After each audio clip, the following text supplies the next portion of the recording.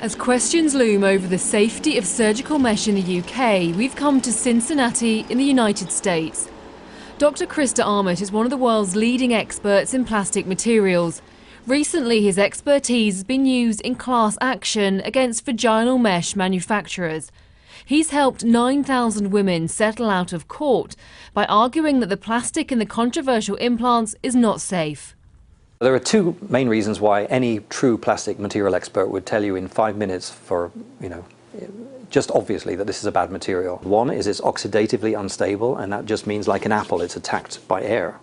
So it's not going to last long enough in the body. So that's a knockout criteria right there, because it's just going to fail. It's going to go brittle and fall into pieces. And the second thing is it's not biocompatible. So when you put it in the body, all of your body tries to react. It's like having a splinter. Your body says, hey, there's a foreign object in here, let's get this out, and it starts using all these different mechanisms to attack that thing, and that causes inflammation, and it can even lead to reactions and pain. Polypropylene mesh has been commonly used to treat incontinence and prolapse in women for decades, and is used in hernia repair. You can really see, can't you, the jagged edges? You can. They're remarkably jagged, and you feel them with your fingers. People react differently to mesh, as no immune system is the same. But there's also a notable lack of studies looking into the problem. While the surgery can be successful, it can also cause life-changing complications, including chronic pain. If you had a nerve that had grown through there, that would be squashed, and then you'd feel that. Dr. Armit believes that essentially mesh degrades in the body. I see an absolute disregard for proper testing. So the testing done on this is way less than you would see even on a vacuum cleaner or a washing machine or a dishwasher or any of those materials. It's shocking. I've never seen anything like it in my career. For these women permanently injured by mesh implants, the words of Dr. Armit aren't surprising, but they're still hard to hear. You're in so much pain, but you don't know why. It's when you start out, it's just really hard. You have to really trust yourself.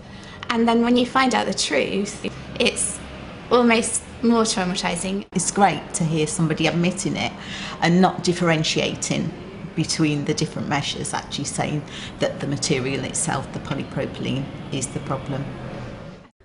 Vaginal mesh operations to treat incontinence are suspended in the UK, pending the results of an independent review into the procedure's safety. Dr.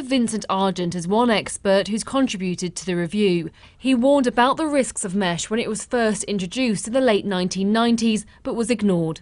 The problem with mesh is the physicochemical changes which it undergoes happen over many, many years, as we're seeing now. And that could have been predicted from studies way back in the 60s and 70s, which showed that polypropylene mesh is inherently unstable.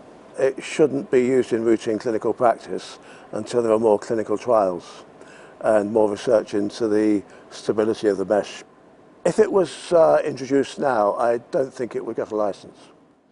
The manufacturers of mesh in the UK deny that mesh is unstable. Boston Scientific told Sky News, "We are dedicated to using quality materials in all of our medical products, and we have done extensive testing to establish the safety of our materials."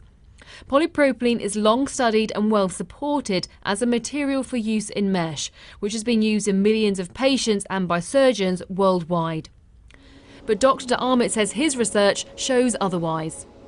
I would say there's no place for polypropylene. It has no chance to last long enough in the body, and it creates an immune response which is unacceptable. The data is there, the arguments are absolutely clear. Any true expert in plastics will tell you this is an unsuitable material, and yet action's not being taken as quickly as it should be.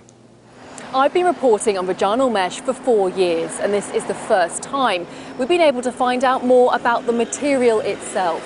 If Dr. Armit is right and polypropylene isn't safe, this could have huge consequences.